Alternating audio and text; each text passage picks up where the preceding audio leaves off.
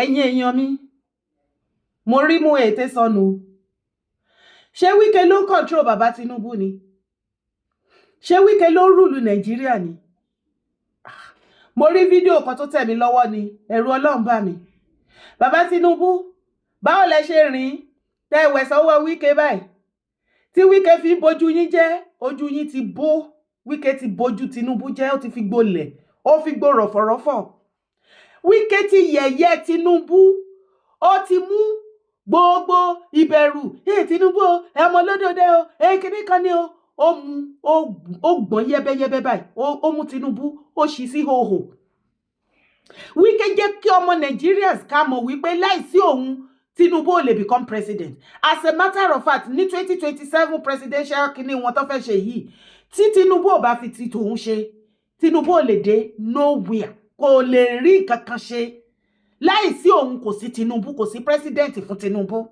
bẹ́ẹ̀ ni ṣebí wọ́n interview ẹ̀ ni wọ́n béèrè question kékeré ni tó bá gbọ́ nǹkan tó sọ yóò bàbá Tinubu so ẹ̀yin kọ́lẹ̀ rule abálájọ tó ṣe rọrùn fún yín tí wọ́n ń pààyàn ní Plateau tí wọ́n ń pè yín tẹ̀sán wípé ó di after Easter ká ní wọ́n ti wá pa gbogbo àwọn ará Plateau tán kí Easter gan kó tó dé àbí ká tó parí Easter kò kàn yín lè sọ yẹn o ṣàbíyamọ̀dẹ̀lẹ̀ yìí ṣé ìwà tẹ̀dẹ̀ ń wù yìí ṣé ó dẹ̀ wà ókè bàbá Tinubu ìyẹn mà ní kọ́kọ́ ẹ̀yin èèyàn mi àní àwọn Fúlàní tó ń pa àwọn ará Plateau wọ́n mà ti gbé federal government ní condition kí ló dé tán ní gbé yín condition nígbà tẹ́ ẹ̀ sí lé kí àwọn terrorists máa pààyàn kan tó máa fún federal government ní condition yìí pé on one condition làwọn òfin ní continue láti máa pa àwọn innocent people ní Plateau bá a dẹ̀ ṣe dúró tá à ń sọ̀rọ̀ yìí gọ́ọ̀mẹ̀ntì ò rí nǹkan kan ṣe sí gbogbo àwọn tó kóra wọn jọ wọn ò fi parọ́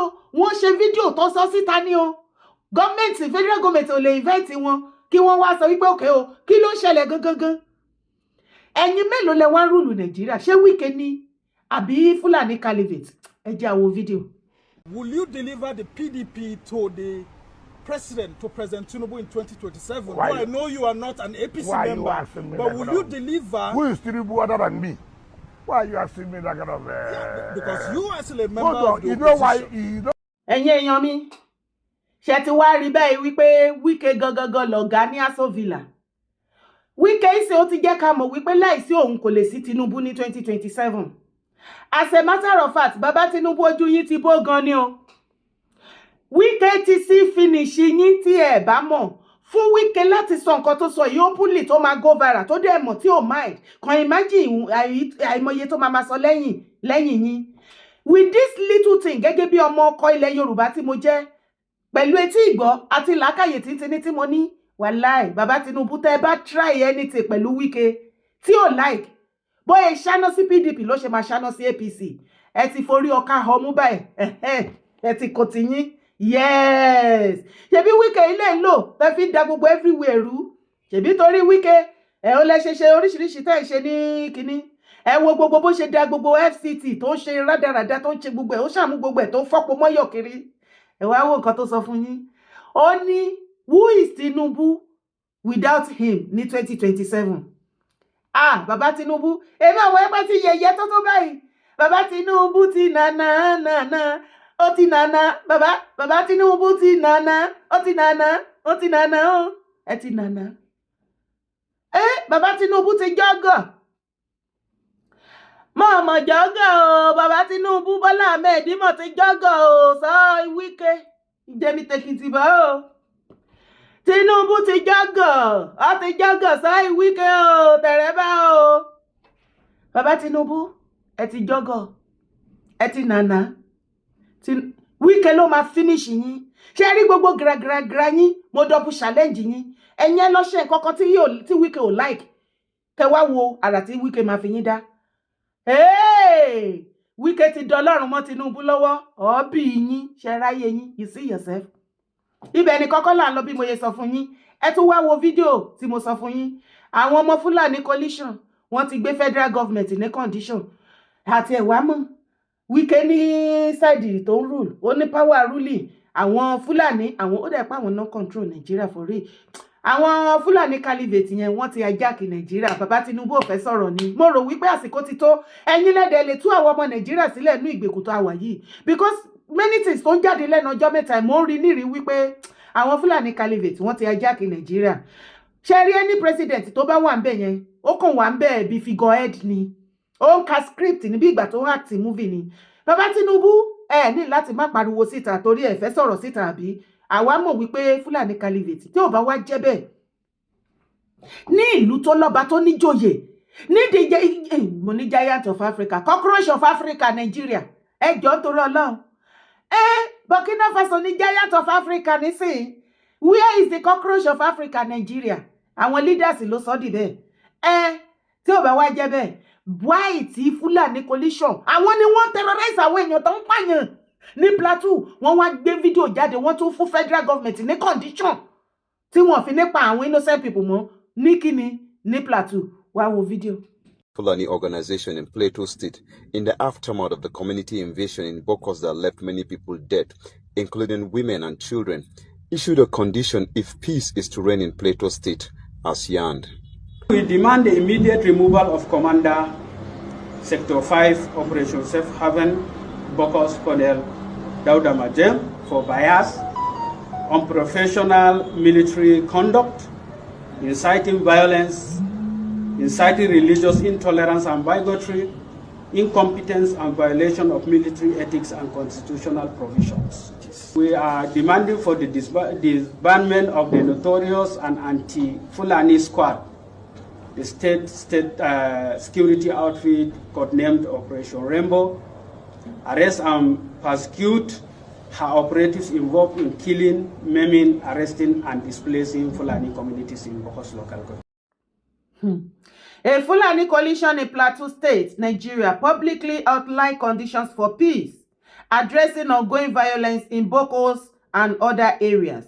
In a shocking display that suggests taking full responsibility for the genocide of Plateau people, a Fulani group has made their demand known on national TV as a requirement for peace in Plateau. Àwọn Fulani coalition jẹ́ kó yé wa wípé iṣẹ́ ọwọ́ àwọn làwọn mọ̀ọ́mọ̀ ṣe máa kíní páín fún wọn ní Plateau. As a matter of fact, wọn ò ní stop. Wọ́n gbé federal government ní condition nílùú tó ní president, tó ní vice president. After all, ṣebí gbogbo wa la rí ní Chatham House nígbà tí Tinubu àti Shettima tí wọ́n lọ ṣe interview ní London during the presidential campaign. Bàbá Tinubu ń jẹ́ kó yé wa wípé àwọn làwọn máa dúró níbi economy. Wọ́n dẹ̀ dúró níbi economy, wọ́n ti fún wa pa. Kọ́ má gbẹ̀mí lẹ́nu wa báyìí ni. Wọ́n ń jẹ́ kó yé wa wípé Shettima bó ti gbàgbé wípé Shettima ló máa wà in charge security.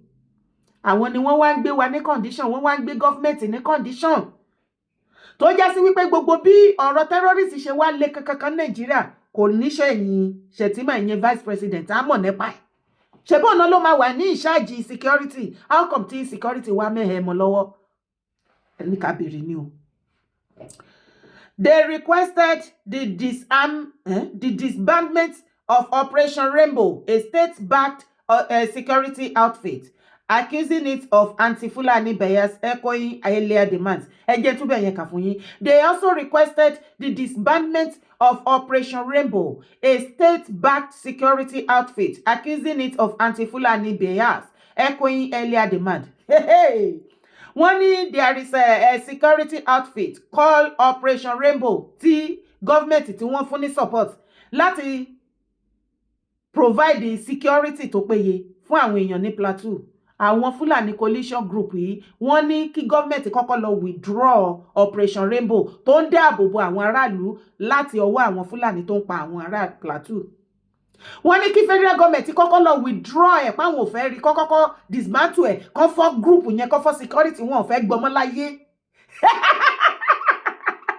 Bàbá Tinubu ṣebẹ́ lẹ́yìn ló kàn ní ó ti padà kàn yín kó má kàn yín pa báyìí ni.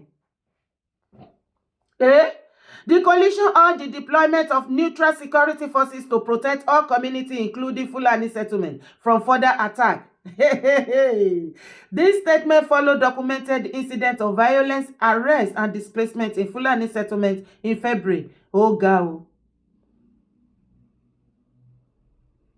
The public nature of the demand on national television marked a significant escalation, highlighting tensions in Plateau State amid historical conflict involving Fulani groups and local community.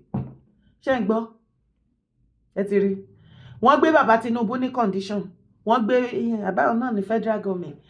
Wọ́n ní àwọn security group Rainbow kìíní kan tán sẹ́ẹ̀tì fún wọn láti protect ẹ̀mí àwọn aráàlú ní Plateau. Àwọn Fúlàní tó ń pa wọ́n ní Plateau wọ́n ní kọ́kọ́ lọ kó gbogbo àwọn security yẹn wọn ò fẹ́ gbọ́ wọn mọ́ láíláí. Ẹ gbà wá. Ẹ̀dẹ̀ la ní president, ẹ̀dẹ̀ la ní vice, ẹ̀dẹ̀ la ní number 3 senate president. Ẹ̀dẹ̀ ní ìlú bàbá Afẹ́nifẹ́re bàbá Fáṣọ̀rántí. Ẹ̀dẹ̀ ní gbogbo nǹkan tí Tinubu ń ṣe ló bẹ́yìn lára mu. Kò sí wàhálà. Ó tiẹ̀ ti wá dà báyìí. Ẹ jọ ṣé Wike ló ń rúlu Nàìjíríà ni àbí Fúlàní? Èwo nínú àwọn méjèèjì? Ó dà pé combination àwọn méjèèjì ni o. Ẹ̀mí everybody ti fẹ́ bọ́ lọ́wọ́ ìjọba Nàìjíríà. Bàbá Tinubu, ìjọba yín korò. Ìjọba yín ò lórí kò nídìí. Ìjọba yín wà clueless. Ìgbà tẹ́yìn fúnra lára yín ti sọ pé ní template kò sí blueprint kò sí kankan. Ẹ kàn wá ń bẹ̀ ṣá. Tí ò bá wá jọ bẹ́ẹ̀, ẹ wo ara yín náà. Ilé ń gbóná. Ẹ̀yin sá lọ sí France. Ìbá jẹ́ pé France wọn ṣe dáadáa, ṣẹ́yìn máa lè rí bẹ́ẹ̀ sá lọ. Àbí kí ló dé tí ẹ̀yin ẹ̀yẹ kan dójú tira yín, ẹ̀ ń dójú tì wá? Kẹ́ máa sọ, kójú má tì yín, kẹ́ máa sọ wípé ẹ̀yin ṣiṣẹ́ Nàìjíríà ní France àti ní London. Ìjọ wo ni London, leader wọn ní London àti France tó ti kó iṣẹ́ wọn wá sí Nàìjíríà wá ṣe? Ó yẹ kẹ́ máa ní ìtìjú ohun tẹ́ máa sọ síta. Ẹ máa ronú kẹ́ tó issue ọ̀rọ̀ síta. Ẹ má máa bójú ara yín jẹ́. Bàbá Tinubu, ẹ wà capable of ọ̀rọ̀ tó wà lẹ́yìn. Ẹ máa bọ̀ nílé. Ẹ kúrò lásán villa rójútùú kíní tá ń wí. Orúkọ tèmi ò yí padà, Yèyé Dára Kowé ni. Ẹ kàn ṣẹ̀ṣẹ̀ ìyà fún ìran Yorùbá ju ti tàtẹ̀yìn wá lọ ni. Ẹ kàn kó gbogbo ẹ̀ bárabàrà mọ́rànmọ́rán kò sí nǹkan kan ẹ̀ ní idea anything. You have no idea. Ẹ sì mi jàre. Má gbàgbé láti bá mi subscribe sí orí YouTube channel yìí. Sì má gbàgbé láti bá mi like fídíò yìí. Bá mi love ẹ̀. Bá mi share. Bá mi drop comment ẹ̀ síbẹ̀. Sì bá mi share káàkiri. Orúkọ tèmi ò yí padà, Yèyé Dára Kowé ni mò ń jẹ́. Ko. Happy Easter to every one of us o. Aṣọ ọ̀pọ̀lọpọ̀ láyé o. Ikú Jésù lórí igi àgbélébùú kò ní já sí lásán nínú ayé ìwọ àti tèmi. Happy Easter everyone.